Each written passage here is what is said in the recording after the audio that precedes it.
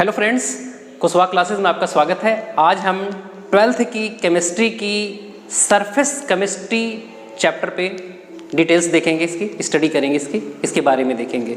तो आज का हमारा चैप्टर है सरफेस केमिस्ट्री।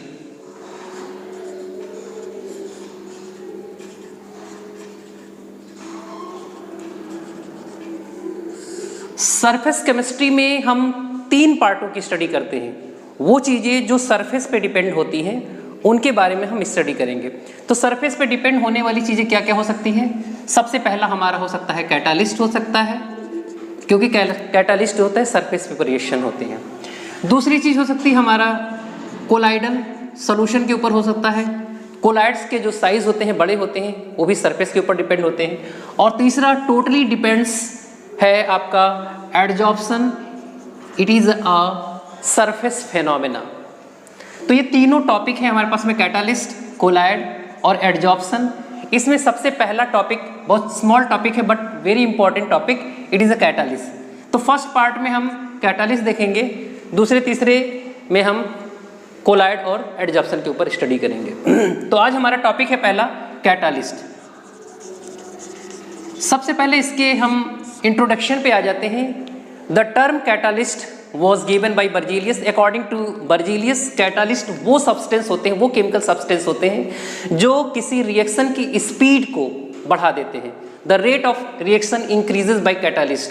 जब हम कैटालिस्ट को इंट्रोड्यूस करेंगे तो वो रिएक्शन की स्पीड को या तो बढ़ा देंगी या तो घटा देंगी। तो हम ऐसा कह सकते हैं कि कैटालिस्ट आर दो substance which change the rate of reaction, जो रिएक्शन की स्पीड को आइदर इंक्रीज करे और डिक्रीज करे। तो हम जो है कैटालिस्ट का इंट्रोडक्शन होता है। इसके बाद में इसका क्लासिफिकेशन होता है कि कैटालिस्ट को हम कैसे कैटेगराइज करेंगे। तो सबसे पहला हमारा क्लासिफिकेशन जो है बेस्ड होता है इनके फेज पर, इनके फिजिकल स्टेट पर। तो आइए सबसे पहले हम इसके फिजिकल स्टेट पर आते हैं। तो इस बेस पर कैटालिस्ट को हम 2 भागों में होमोजीनियस कैटालिस्ट और हेट्रोजीनियस कैटालिस्ट में डिवाइड करते हैं। हेट्रोजीनियस कैटालिस्ट, होमोजीनियस और हेट्रोजीनियस में डिफरेंस क्या होगा कि अगर हम कोई कैटालिस्ट लेते हैं, सपोज करिए कि हमने ले लिया कि यहाँ पर सपोज करिए कि सल्फर डाइऑक्साइड है, इसमें ऑक्सीजन लेते हैं और यहाँ पे हम नाइट्रोजन ऑक्साइड एक कैटालिस्ट लेते हैं। यहाँ पे सल्फर डाइऑक्साइड का जो फेज है वो गैसियस स्टेट है, ऑक्सीजन भी गैसियस स्टेट है और यहाँ पे नाइट्रिक ऑक्साइड भी गैसियस स्टेट है। तो when reactant and catalyst in same phase और in same physical state, it is a homogeneous catalyst। तो ऐसे कैटालिस्ट को हम क्या कहेंगे? होमोजीनियस, क्योंकि ये भी गैस है, ये रिएक्टेंट भी आपका गैस है। एक रिएक्शन और भी हम ले सकते हैं। सपोज करते हैं कि हम KClO3 लेते हैं, पोटेशियम क्लोरेट लेते हैं। पोटेशियम क्लोरेट KClO3 ये सॉलिड स्टेट में है और इसको अगर हम हीट करेंगे, it is a lab method of oxygen बनाने की जो है ये लैब मेथड है। इसको जब हम MnO2 के प्रेजेंस में हीटअप करते हैं, ये भी सॉलिड है, तो आपका जो है ऑक्सीजन गैस बनती है और साथ साथ पोटेशियम क्लोराइड भी बनता है। तो यहाँ पे KCl फॉर्म होगा। तो यहाँ पे ऑक्सीजन बनाने का मेथड, इसमें कैटालिस्ट सॉलिड स्टेट में है और पोटेशियम क्लोरेट जो इनका मेन रिएक्टेंट है वो भी सॉलिड स्टेट में है। तो बोथ द फिजिकल स्टेट, दोनों के फेज सेम है, दोनों की फिजिकल स्टेट सेम है। और ऐसे कैटालिस्ट को जिसमें रिएक्टेंट और कैटालिस्ट एक फिजिकल स्टेट में हो, एक फेज में हो, ऐसे कैटालिस्ट को हम क्या कहते हैं? Homogeneous catalyst. बिल्कुल सिंपल सा है। उसके बाद में आते हैं हम हेट्रोजीनियस पे। हेट्रोजीनियस कैटालिस्ट, हेट्रोजीनियस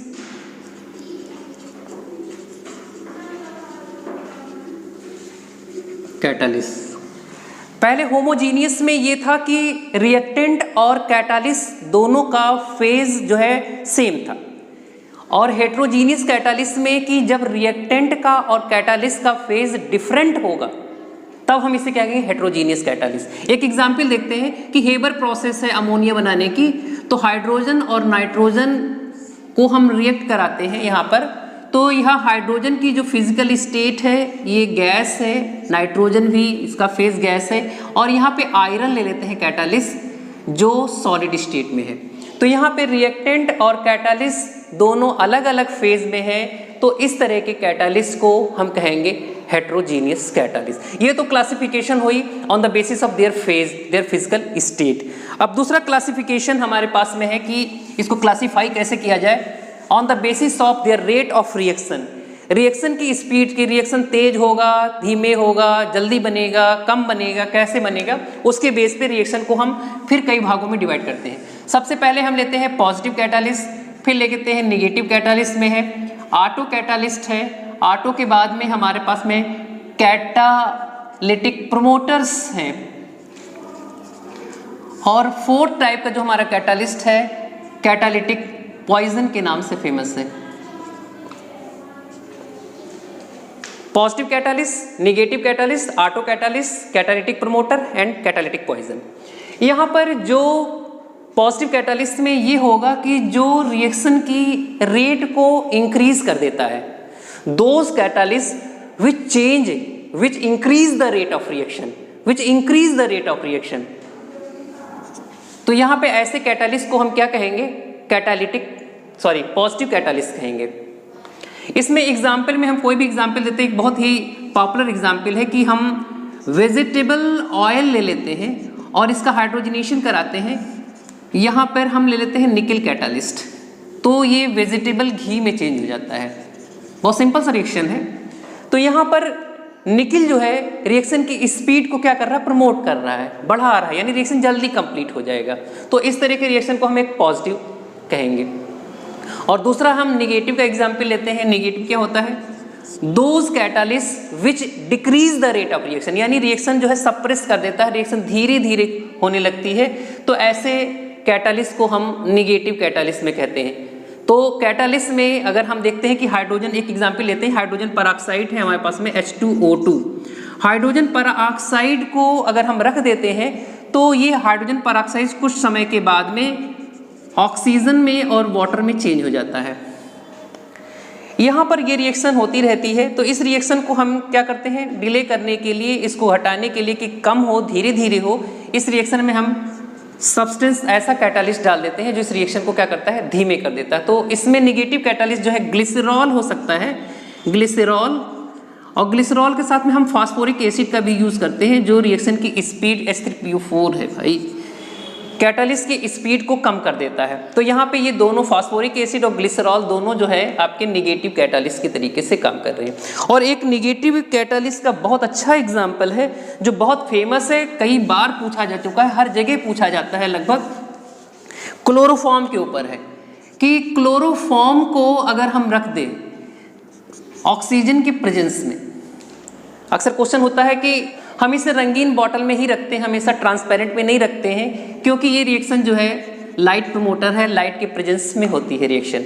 और वहाँ पे हमेशा बॉटल को हमेशा पूरा भर कर रखते हैं, क्योंकि ऊपर अगर खाली जगह होगी तो वहाँ पे एयर होगा और एयर में ऑक्सीजन होगी, वो ऑक्सीजन इससे रिएक्ट कर लेगी क्लोरोफॉर्म से, और क्लोरोफॉर्म जो होगा चेंज हो जाएगा कार्बोनिल क्लोराइड, या जिसे कहते हैं फॉस्जीन। फॉस्जीन है ये, फॉस्फीन नहीं है, फॉस्जीन है, फॉस्जीन में चेंज हो जाती है। तो यहाँ पर ये फॉस्जीन जो होती है एक पॉइजनस गैस है, और पॉइजनस गैस होने की वजह से क्या होता है कि ये अगर कोई भी एनेस्थेसिया अगर दी जाती है, अगर बॉटल में रखी होती है, तो ये पॉइजनस गैस फॉस्जीन होने की वजह से क्या होता है, पेशेंट को नुकसान पहुंचा सकती है। तो इसलिए हमेशा ये क्वेश्चन पूछा जाता है कि क्लोरोफॉर्म को हमेशा कलर्ड बॉटल में अवे फ्रॉम लाइट ये रखी जाती है। तो यहाँ पे बहुत अच्छा एग्जाम्पल है ये। अच्छा, इसमें हम नेगेटिव कैटालिस्ट क्या यूज़ कर सकते हैं, यहाँ पे हमें नेगेटिव कैटालिस्ट यूज़ करना है।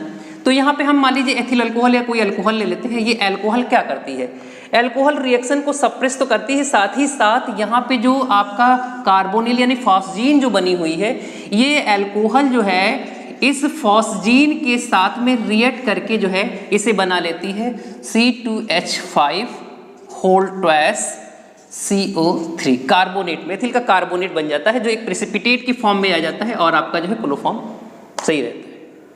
अब तीसरा एग्जाम्पल हमारे पास में, तीसरा है ऑटो कैटालिस्ट। ऑटो कैटालिस्ट एक बहुत ही इंपॉर्टेंट है, खासकर बोर्ड के पर्पज से आपके लिए बहुत इंपॉर्टेंट है ऑटो कैटालिस्ट। तो ऑटो कैटालिस्ट में जब कैटालिस्ट का प्रोडक्ट जो होता है, जब किसी रिएक्शन का प्रोडक्ट खुद कैटालिस्ट के तरह से बिहेव करने लगता है, तो हम क्या कहते हैं उसे, ऑटो कैटालिस्ट। रिएक्शन में ऑटो कैटालिस्ट की तरह से बिहेव करेगा। जैसे सपोज करते हैं हमारे पास में एक एसीटेट है CH3COO C2H5 है। यहाँ पर इस रिएक्शन में अगर हम रिएक्शन को चेंज करें, ये डबल डायरेक्शनल रिएक्शन है, तो ये चेंज हो जाता है CH3COOH plus C2H5OH with water. अब यहाँ पे ये रिएक्शन है और उस रिएक्शन में ये रिएक्शन कई बार पूछी जा चुकी है कि सबसे पहले क्या रिएक्शन पहले धीरे धीरे कंप्लीट होती है, बाद में बड़ी स्पीड के साथ में रिएक्शन कंप्लीट होने से, जबकि इसमें हम कोई भी चीज़ नहीं मिलाते हैं, कोई चीज़ नहीं मिलाते हैं। लेकिन यहाँ पे जो प्रोडक्ट होता है, जो आपका एसिटिक एसिड बन रहा है, ये क्या करता है, ये एसिड क्या करता है, इसको प्रमोट करता है, इस रिएक्शन को ये क्या करता है, इस रिएक्शन को प्रमोट करता है, यानी प्रोडक्ट खुद रिएक्शन को प्रमोट करने, कैटालिस्ट की तरह से बिहेव करने लगता है। तो ऐसे कैटालिस्ट को हम क्या कहते हैं, auto catalyst. When product itself behaving as a catalyst, so catalyst is auto catalyst. बहुत आसान सा है ये। इसके बाद में ये जो दो हैं, कैटालिटिक प्रमोटर और कैटालिटिक पॉइजन, इसको आप देख लीजिए। सबसे पहले चलते हैं कैटालिटिक प्रमोटर पे। हम इसको बहुत ही सिंपल वे में देते हैं। एक ए है रिएक्टेंट, एक बी रिएक्टेंट है, और रिएक्शन करने के बाद में हमारा एक प्रोडक्ट बनता है ए बी। सपोज करिए सिंपल सा रिएक्शन है, इसे होने में 2 आवर्स लग जाते हैं, 2 घंटे का समय लगता है। चलिए साहब, और यहाँ पे हम इसी रिएक्शन को सेम वे में क्या करते हैं, एक हम कैटालिस्ट डाल देते हैं, ले लेते हैं सी। अब फिर वही रिएक्शन हो रही है, यहाँ पे टाइमिंग चेंज हो गई है, अब ये होने लगा है 1 आवर में, 1 घंटे में होने लगी है रिएक्शन। फिर इसी रिएक्शन को देखिए, सेम रिएक्शन को यहाँ पे हम एक पी ले लेते हैं और ए बी है, यहाँ पे टाइमिंग वही 2 घंटे, यानी बिना कैटालिस्ट के या पी के साथ में टाइमिंग में कोई चेंज नहीं हो रही। रिएक्शन 2 घंटे में फिर भी होती थी, अब भी हो रही है पी डालने पे, यानी ये जो सब्सटेंस है ये कैटालाइज नहीं कर रहा है, ये कैटालाइज नहीं कर रहा है। लेकिन जब हम इसको कैटालिस्ट के साथ में डाल देते हैं, देखिए ध्यान से, ए प्लस बी, यहाँ पे सी और पी दोनों ले लेते हैं, अब यहाँ पे ए बी बनता है, और ये यहाँ पे हमारा 10 मिनट में रिएक्शन कंप्लीट हो जाती है। तो यहाँ पे हो क्या रहा है, ये जो कैटालिस्ट का के साथ में है, ये कैटालिस्ट को कैटालाइज करता है, यानी जो सब्सटेंस कैटालिस्ट को कैटालाइज करे, प्रमोट करे, उसे क्या कहते हैं, कैटालिटिक प्रमोटर कहते हैं। ये कैटालिस्ट फॉर द कैटालिस्ट, या कैटालिस्ट के लिए कैटालिसिस काम कर रहे हैं, कैटालाइज कर रहे हैं। तो ऐसे रिएक्शन को हम क्या कहेंगे, ऐसे सब्सटेंस को क्या कहेंगे, ऐसे कैटालिस्ट को क्या कहेंगे, कैटालिटिक प्रमोटर, जो कैटालिट को प्रमोट करने वाला हो गया। तो ऐसे रिएक्शंस के कोई भी जो हो सकते हैं आपके, तो सबसे इसमें एक कैटालिटिक प्रमोटर के कोई एग्जाम्पल्स हो सकता है आपके पास में, कैटालिटिक प्रमोटर के क्या एग्जाम्पल्स हो सकते हैं, कैटालिटिक प्रमोटर के एग्जाम्पल्स पूछ रहे थे कि क्या हो सकता है, वही है हेबन मेथड से हम बनाते हैं।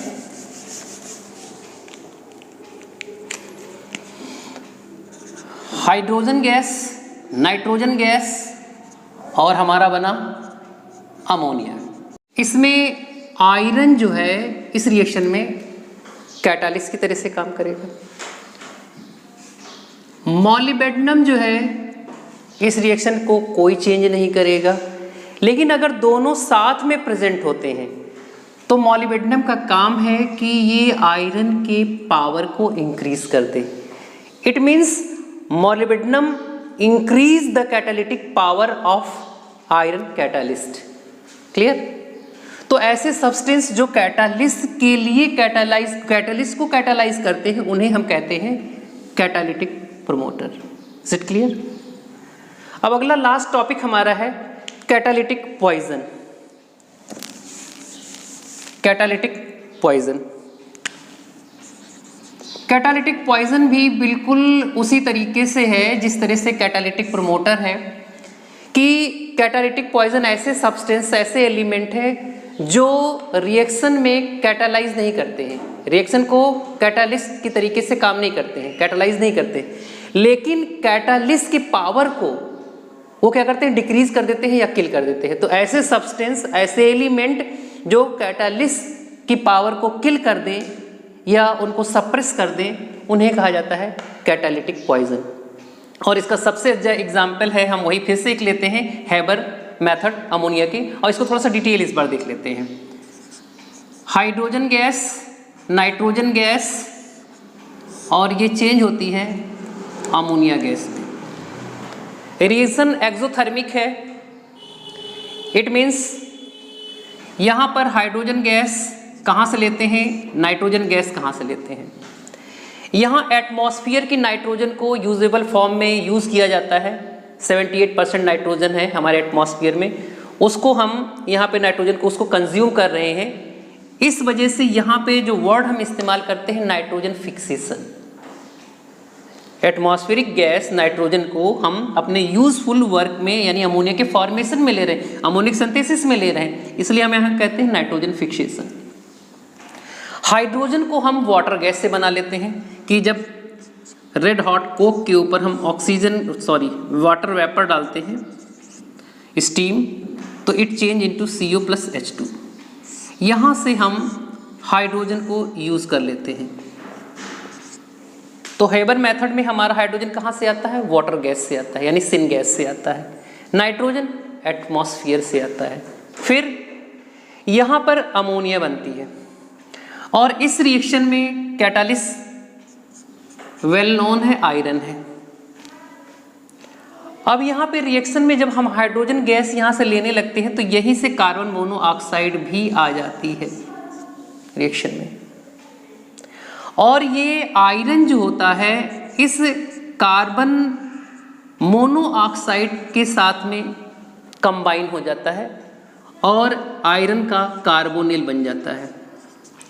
और आयरन का कार्बोनिल जो होता है इस रिएक्शन में आयरन की पावर को किल कर देता है, रिएक्शन को सप्रेस कर देता है।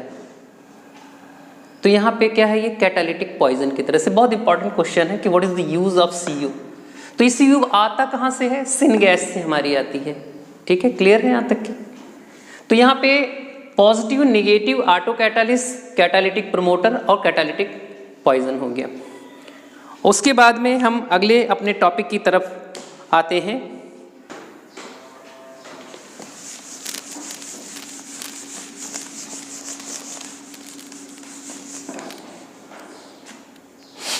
Safe selective catalyst.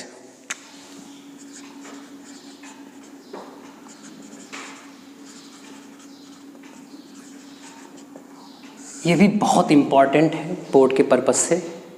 तो सेफ सेलेक्टिव कैटालिस्ट क्या होता है? वो कैटालिस्ट यानी कोई कैटालिटिक रिएक्शन है depends upon the pore structure of catalyst, pore structure of catalyst and the size of reactant and product molecule known as safe selective catalyst। इसमें example जो होगा जियोलाइट का होगा,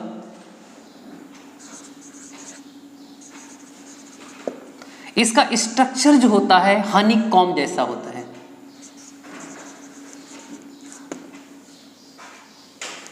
सिलिकेट्स हैं ये क्या होते हैं, ये इनका स्ट्रक्चर जो होता है सीप टाइप का होता है, चलनी टाइप का होता है, और इसमें क्या होते हैं, पोर होते हैं। जो इसको सेलेक्ट कर लेता है वो पास हो जाता है, जो इसको पास सेलेक्ट नहीं कर पाता है वो पास नहीं कर पाता है। इट मीन्स पोर की जो साइज होती है एक इम्पॉर्टेंट मैटर है यहाँ पे है। तो जियोलाइट एक्चुअली होते क्या हैं, ये सोडियम एल्यूमिनो सिलिकेट होते हैं। इसका 3D स्ट्रक्चर होता है जिसमें सिलिकेट में जो होते हैं वो कुछ सिलिकेट जो होते हैं एल्युमिनियम से रिप्लेस हो जाते हैं और कुछ इस तरह का स्ट्रक्चर बन जाता है, एल्युमिनियम ऑक्सीजन सिलिकेट का इस तरह का कॉम्बिनेशन बनता है। और इसका सबसे अच्छा एग्जाम्पल जो है आजकल जो है ZSM5। ये भी इसका फुल फॉर्म भी आपको जानना होगा। Z से जियोलाइट है, S से सीव है, M से मॉलिक्यूल है, और इसकी पोरोसिटी है 5 है, क्योंकि हर पोर का एक साइज होता है, कोई 1 होता है, कोई 2 होता है, कोई 5 होता है। इसकी पोरोसिटी जो है 5 माइक्रोन की है, इस वजह से इसे कहा जाता है जियोलाइट क्या होगा, सीव मॉलिक्यूल विथ पोरोसिटी 5। तो यहाँ पे जो है सीव सेलेक्टिव कैटालिस्ट है। और इसका एग्जाम्पल जो इसका यूज जो होता है, इसका यूज जो होता है कि एल्कोहल को डायरेक्टली गैसोलीन में कन्वर्ट करने के लिए, अल्कोहल को अगर हम इससे पास कर दिया जाए, अल्कोहल को अगर इससे पास कर दिया जाए तो ये चेंज हो जाता है किसमें, गैसोलीन में, यानी पेट्रोल में आपका चेंज हो जाता है। तो इसका सबसे बड़ा यूज़ है कि अल्कोहल को हम क्या है, गैसोलीन या पेट्रोल बनाने में करते हैं। तो ये सेफ सेलेक्टिव कैटालिस्ट है या सेफ सेलेक्टिव कैटालिस्ट इसे कहते हैं। अब हमारा लास्ट है हमारा जो सबसे इम्पॉर्टेंट है, एंजाइम कैटालिस्ट। ये बहुत ही ज़्यादा इम्पॉर्टेंट है एंजाइम कैटालिस्ट।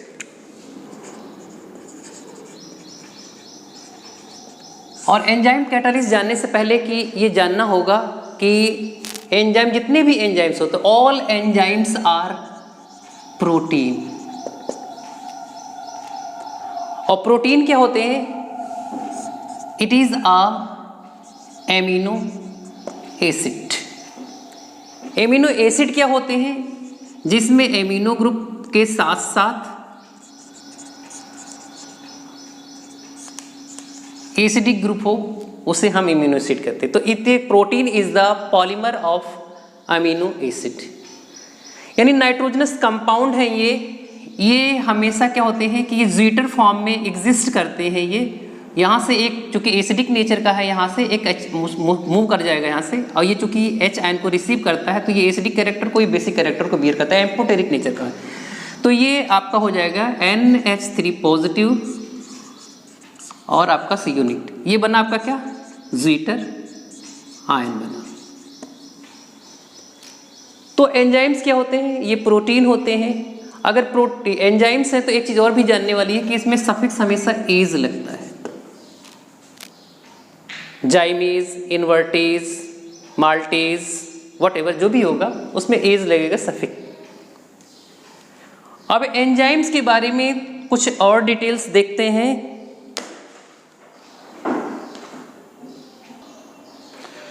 तो कुछ कैरेक्टरिस्टिक्स जो हैं इसके एंजाइम्स के हैं, वो भी जानना बहुत ज़रूरी है कि एंजाइम के कौन कौन से कैरेक्टरिस्टिक्स हैं। पहली चीज़ है कि सबसे पहले तो ये बता चुके कि एंजाइम कैटालिस्ट जो होते हैं ये प्रोटीन होते हैं। लगभग प्रोटीन कितने हैं, लगभग 10⁴ मॉलिक्यूलर वेट के जो होंगे, इतने पावर के होंगे। एमिनो एसिड्स बने होते हैं, एम्फोटेरिक होते हैं, ज्वीटर आयन होते हैं। लेकिन सबसे ज़्यादा चूँकि ये बायोकेमिकल रिएक्शन के लिए होते हैं, यहाँ पर इस वजह से इसका एक क्या होना चाहिए, फिक्स टेम्परेचर होना चाहिए, जिसे कहते हैं ऑप्टिमम टेम्परेचर।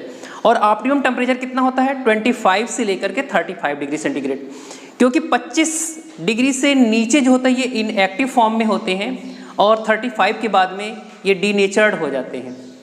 तो साथ ही साथ ऑप्टिमम टेम्परेचर के साथ साथ होना चाहिए कि ऑप्टिमम पीएच होना चाहिए, एक फिक्स पीएच पे ये काम करते हैं। अगली बात ये है कि इसके साथ में एंजाइम के साथ में कि ये चूँकि कोलाइडल नेचर के होते हैं इसलिए इनकी एक्टिविटी अच्छी होती है। ये अगली बात यह है कि ये स्पेसिफिक होते हैं, किसी एक रिएक्शन के लिए पर्टिकुलर एक कैटालिस्ट होना चाहिए, यानी एक एंजाइम फॉर वन रिएक्शन, इसलिए ये स्पेसिफिक होते हैं। और ये एक चीज़ बताई चुकी है कि ये इसमें सबसे लास्ट में एज लगता है। कुछ एग्जांपल्स देख लेते हैं, जैसे कि आपके पास में हम स्टार्च है, स्टार्च में अगर हम क्या करें, वाटर डाल करके, तो हमारे जैसे कि हम कोई रोटी चबाते हैं मुँह में, तो मुँह में हमारे क्या, यहाँ से सेलेवरी ग्लैंड होती है, यहाँ से निकलती है सेलाइवा, और उसमें जो कंटेंट होता है सेलेवरी एमाइलेज होता है, जिसे हम टाइलिन कहते हैं। और ये टाइलिन जो होता है स्टार्च को माल्टोज में कन्वर्ट करता है।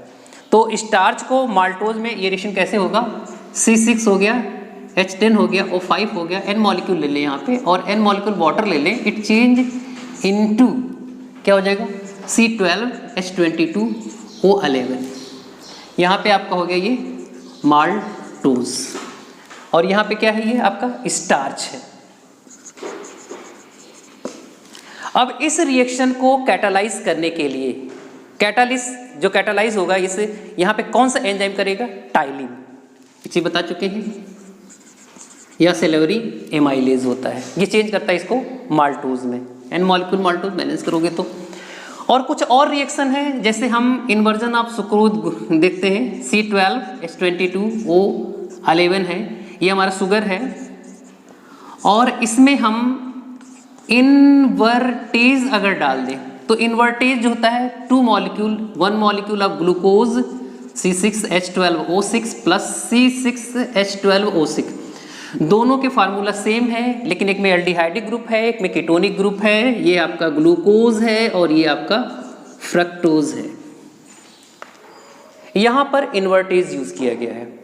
और यहीं पर अगर हम किसी को इसमें से हम ग्लूकोज ले लेते हैं C6H12O6 ले लेते हैं और इसमें हम अगर जाइमेज डाल देते हैं तो ये फिर से चेंज हो जाएगा आपका एथिल अल्कोहल में प्लस कार्बन डाइऑक्साइड में। ये रिएक्शन आपका बैलेंस हो गया।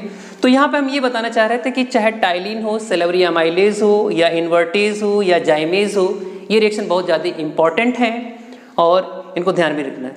यूरिया अगर देखो यूरिनल वगैरह था तो यूरिएज एंजाइम जो होता है चेंज करता है, उसमें भी यूरिएज होता है। तो ये जितने भी इंपॉर्टेंट हैं रिएक्शंस, इनको आपको ध्यान रखना पड़ेगा। इसके बाद में हम इसके नई थ्योरी पे आ जाते हैं कि इनकी थ्योरी क्या है इनके पीछे, या कैटालिस्ट की कैरेक्टरिस्टिक क्या है। तो दो चीज़ बचती है कि थ्योरी जो बिहाइंड द कैटालिस्ट और साथ में जो है कैरेक्टरिस्टिक ऑफ कैटालिस्ट, दो चीज़ें हैं, इनको भी कवर अप कर लेते हैं। आइए हम टॉपिक लेते हैं theory of catalyst.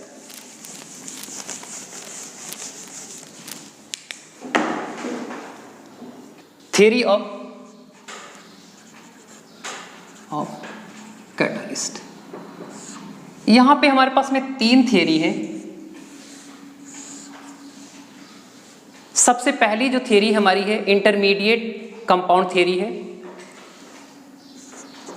Intermediate complex बोल सकते हैं फॉर्मेशन थ्योरी। दूसरी है आपकी है एडजॉर्प्शन थ्योरी और तीसरी है आपकी की लॉ थ्योरी। तो सबसे पहले इंटरमीडिएट कंपाउंड फॉर्मेशन या कॉम्प्लेक्स फॉर्मेशन थ्योरी है। ये लागू होती है किसके लिए? होमोजीनियस कैटालिस्ट के लिए। बिल्कुल सिंपल सा है। हम जैसे इस रिएक्शन को बताना चाहते हैं आपको, A + B gives out AB with catalyst C। इसमें दो रिएक्टेंट A और B है जो C कैटालिस्ट के प्रेजेंस में AB में कन्वर्ट हो जाते हैं। रिएक्शन को प्रमोट करना है, देखिए कैसे होता है। सबसे पहले रिएक्टेंट का कोई एक भाग कैटालिस्ट से मिलता है C + A और एक कॉम्प्लेक्स बनाता है C और A, और ये बहुत ही हाई एनर्जेटिक होता है, इसलिए एनर्जी दिखा दिया। एनर्जी के लिए हम इसे स्टार यूज कर ले रहे हैं। हाई एनर्जेटिक कंपाउंड है।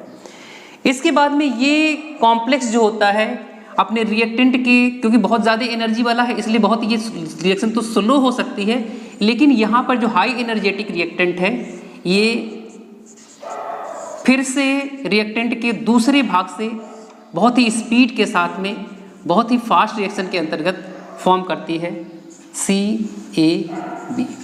बाद में ये कैटालिस्ट क्या होता है, सेपरेट हो जाता है और AB बन जाता है, आपका कैटालिस्ट फ्री हो जाता है। तो ये थियरी जो है कहलाती है इंटरमीडिएट थियरी, कहलाती है आपकी कंपाउंड थियरी, जो किसके लिए एप्लीकेबल है? केवल होमोजीनियस कैटालिस्ट के लिए। उसके बाद आती है एडजॉर्प्शन थियरी। एडजॉर्प्शन थियरी बहुत ज़्यादा इंपॉर्टेंट है, इसको बहुत ज़्यादा ध्यान से देखना होगा आपको।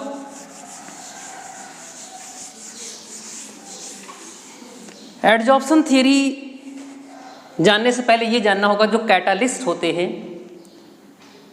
इनकी सरफेस जो होती है स्मूथ नहीं होती है, रफ होती है। अगर कोई सरफेस अगर रफ होगी तो क्या होंगे? इसमें ग्रुप्स होंगे, क्रस्ट और टफ्ट होंगे। अगर यहाँ पे ग्रुप्स हैं तो यहाँ पे फ्री वैलेंसीज भी होने के चांसेस हैं। सपोज करिए निकेल है, तो जितनी ज़्यादा ये ग्रुप्स होंगे उतनी ज़्यादा क्या होंगे? फ्री वैलेंसीज होंगे। क्लियर है? और फ्री वैलेंसीज जब ज़्यादा होंगे तो वहाँ पर रिएक्शन होने के चांसेस भी ज़्यादा होंगे। हम एक बताते हैं आपको एग्जाम्पल। एक निकिल हम कैटालिस्ट देते हैं, ये देखिए निकिल का एक पीस समझ लीजिए है आपका।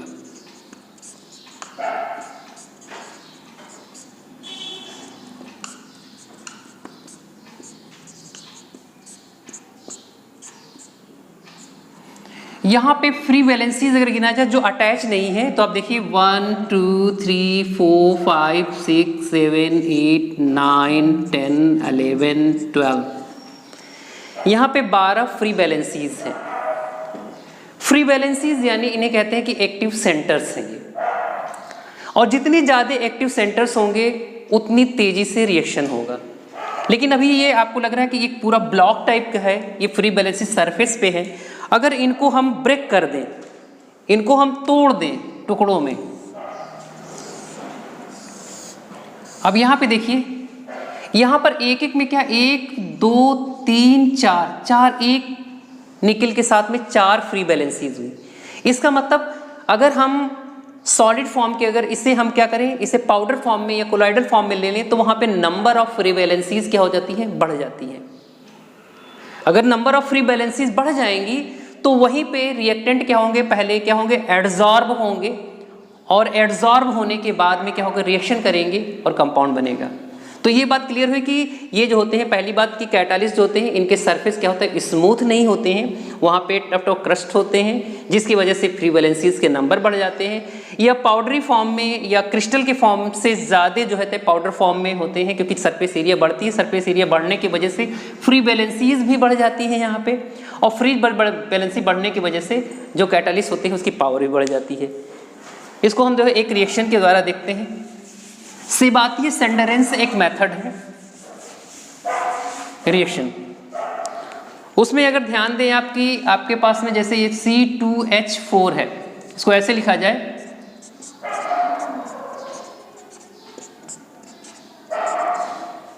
ये एक एल्कीन है, इसको हाइड्रोजन के साथ में रिएक्ट कराया जाए तो फॉर्मेशन होता है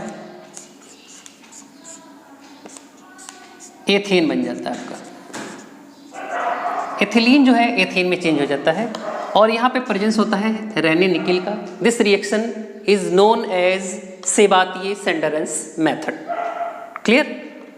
अब इस रिएक्शन को अगर हम कैटालिस्ट के फॉर्म में दिखाना चाहें तो कैसे दिखाएंगे?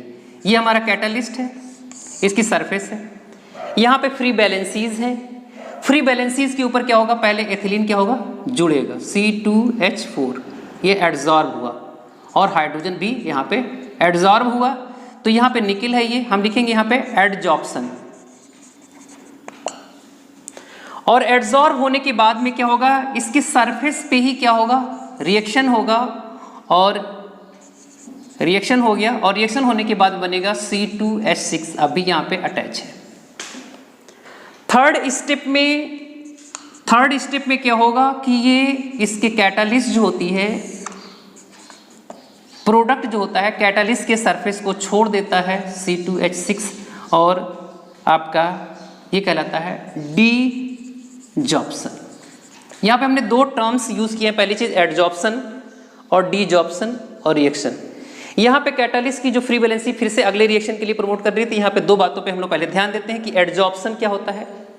एडजॉर्प्शन क्या है, एक सरफेस फिनोमेना है कि किसी सरफेस के ऊपर कोई चीज का accumulation, the accumulation of solid और liquid on solid surface, they may be physical और केमिकल। जब यहाँ पे वॉन्डर वॉल फोर्स की वजह से कोई चीज एक्युमुलेट होगा तो हम इसे कहेंगे फिजिकल एडजॉर्प्शन, और यहाँ पे कोई बॉन्डिंग अगर हो जाए जहाँ पे इलेक्ट्रॉन इन्वॉल्व होंगे वहाँ पे हम तब इस्तेमाल करेंगे, तब हम कहेंगे कि ये कीमोएडजॉर्प्शन है। तो ये तो एडजॉर्प्शन हो गई। डीजॉर्प्शन जो है इन्वर्स है कि पहले कोई चीज़ एक्युमुलेट होती है, वो जब बाहर निकल जाती है तो हम कहते हैं डीजॉर्प्शन। तो इस रिएक्शन से आपको पता चल रहा होगा कि जो कैटालिस्ट होता है उसके सरफेस से पहले रिएक्शन होते हैं, पहले एडजॉर्ब होते हैं, एडजॉर्ब होने के बाद में रिएक्शन होते हैं, रिएक्शन के बाद में कैटालिस्ट फिर से फ्री हो जाता है और प्रोडक्ट अलग हो जाते हैं। यहाँ पे क्या होता है, खाली ये सरफेस यूज किया जाता है, इसका कंजम्पशन नहीं होता है, यानी रिएक्शन के लास्ट में ये पूरे के पूरे बचे रह जाते हैं। तो ये आपका हो गया क्या चीज़ है, एडजॉर्प्शन थ्योरी होगी। और तीसरी चीज़, ये सबसे दूसरी चीज़ ये है कि ये मोस्टली जो होती है ये होमोजीनियस के लिए पहली थ्योरी जो बताई थी, और दूसरी ये थ्योरी जो है हेट्रोजीनियस कैटालिस्ट के लिए यूज होता है। अब आता है थर्ड की लॉग थ्योरी। की लॉग थ्योरी मोस्टली जो होता है एंजाइम्स के लिए यूज होता है।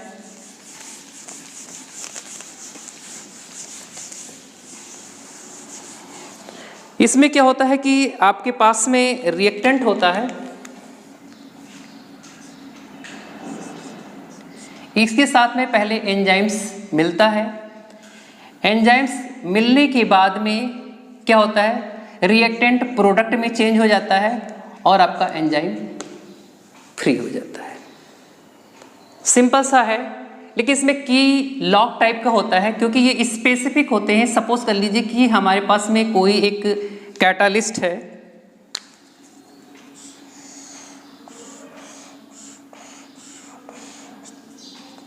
ये एंजाइम हो गया, और इसके साथ में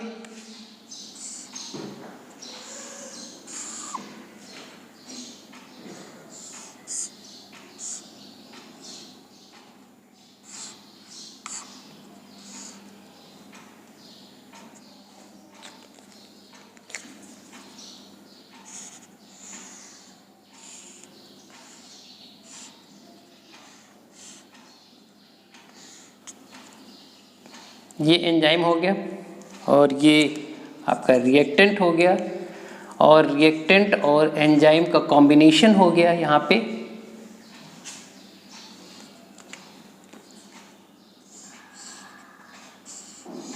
इसका सॉकेट है, सॉकेट में ये फिट होगा, अगर फिट नहीं तभी इसे कहते हैं स्पेसिफिक है। उसके बाद में क्या होगा, इस चेंजिंग के बाद में यहाँ से जो रिएक्टेंट होगा वो प्रोडक्ट में चेंज हो जाएगा और आपका कैटालिस्ट बिल्कुल उसी तरीके से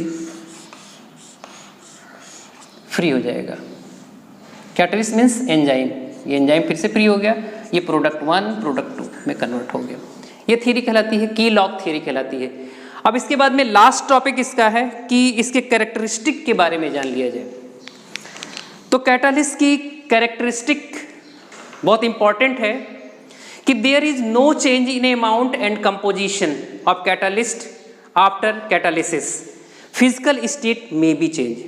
अगर कोई रिएक्शन हो रहा है तो रिएक्शन होने के बाद कि अगर मान लीजिए हम सॉलिड स्टेट में कैटालिस्ट लेते हैं, अगर 5 ग्राम कैटालिस्ट हमने लिया सॉलिड स्टेट में लिया, तो रिएक्शन होने के बाद में आपको 5 ग्राम तो बनेगा, लेकिन फिजिकल स्टेट सॉलिड से हो सकता है लिक्विड स्टेट में मिले या आपको गैसियस स्टेट में चला जाए, क्योंकि टेम्परेचर है वहाँ पे। तो फिजिकल स्टेट क्या हो सकता है, चेंज हो सकता है। दूसरी बात होती है कि बहुत ज़्यादा अमाउंट की ज़रूरत नहीं होती है, कैटालिस्ट का एक थोड़ा सा एक स्मॉल अमाउंट जो होता है सफिशियंट होता है रिएक्शन के लिए। तीसरी बात ये होती है कैटालिस्ट जो होता है किसी रिएक्शन को इनिशिएट नहीं करता है, शुरू नहीं करेगा रिएक्शन को, और कोई रिएक्शन जो शुरू होगी उसको क्या प्रमोट करेगा, उसकी स्पीड को घटा सकता है, बढ़ा सकता है, चेंज कर सकता है, यानी रिएक्शन को ये कभी भी इनिशिएट नहीं कर सकता है। अगली बात ये है कि कैटालिस्ट जो होता है प्रोडक्ट का जो नेचर है उसको नहीं चेंज करता है, या विदाउट कैटालिस्ट के आप कोई चीज़ फॉर्म करें या विद कैटालिस्ट फॉर्म करें, प्रोडक्ट का नेचर वही रहेगा, उसका स्वाद वही रहेगा, उसका नेचर वही रहेगा। तीसरी चीज़ है ये जो होता है can not change the equilibrium, ये इक्विलिब्रियम स्टेट को भी चेंज नहीं करता है। अगली बात ये था कि हम बता चुके थे कि ये स्पेसिफिक होते हैं, ऑप्टिमम टेम्परेचर पे वर्क करते हैं।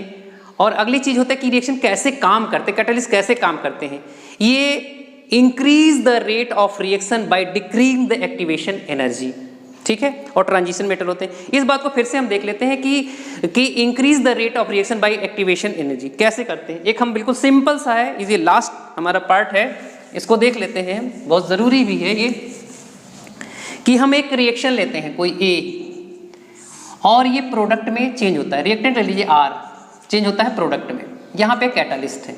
अगर इसको हम ग्राफिकल मॉडल में देखें तो हमारा रिएक्टेंट चेंज हो रहा है प्रोडक्ट में, this is reactant and this is a product. यहाँ पे एनर्जी पोजेसेस बाय मॉलिक्यूल्स है, यहाँ पे ये टोटल जो है थ्रेशोल्ड एनर्जी है, यहाँ पे एक्टिवेशन एनर्जी है, एक्टिवेशन एनर्जी है यहाँ पे, क्लियर। तो एक्टिवेशन एनर्जी है, अगर हम कैटालिस्ट को डाल देते हैं, अगर वो पॉजिटिव कैटालिस्ट की तरीके से काम करता है तो पॉजिटिव कैटालिस्ट होगा तो हमारा क्या होगा, एक्टिवेशन एनर्जी क्या होगी, चेंज होगी, रिएक्शन यहीं पे कंप्लीशन होना शुरू हो जाएगा। तो क्या चीज़ हमारा घट गया, क्या चीज़ रिड्यूस हुआ, यहाँ पे एक्टिवेशन एनर्जी कम हो गई, हमारी एक्टिवेशन एनर्जी कम हो गई। अगर निगेटिव कैटालिस्ट होता तो रिएक्शन डिले हो जाती, यहाँ तक हो जाती, यानी एक्टिवेशन एनर्जी हमारी बढ़ जाती, क्लियर है। तो यहाँ पे सारी चीज़ें कैटालिस्ट के बारे में कंप्लीट होती है, और इसमें कोई भी अगर प्रॉब्लम होती है तो हमारे जो है नीचे बॉक्स दिया हुआ है, जो भी प्रॉब्लम होती है आप जो है वहाँ पे हमसे संपर्क कर सकते हैं। इसके लिए जो है देखने के लिए धन्यवाद। और अगला इसका सेकंड टॉपिक जो कोलाइड है उसको लेकर हम आपके सामने जल्दी आते हैं। Thank you.